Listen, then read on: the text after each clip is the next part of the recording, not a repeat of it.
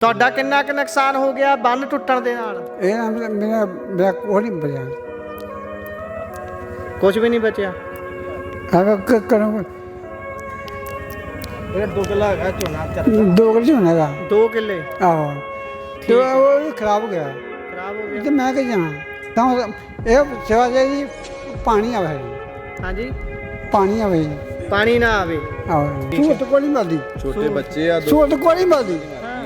ਸਹੂਲਤ ਨਹੀਂ ਸਹੂਲਤ ਕੋਈ ਨਹੀਂ ਮਿਲਦੀ। ਨਹੀਂ ਮਿਲਦੀ ਨਾ ਬੱਚੇ ਪੜ੍ਹਦੇ ਆ? ਪੜ੍ਹਦੇ ਨਹੀਂ। ਪੜ੍ਹਦੇ ਆ? ਪੜ੍ਹਦੇ ਨਹੀਂ। ਪੜ੍ਹਦੇ ਵੀ ਨਹੀਂ। ਜ਼ਿਆਦਾ ਛੋਟੇ ਮਾਂ ਮਰ ਗਈ ਆ ਜੀ।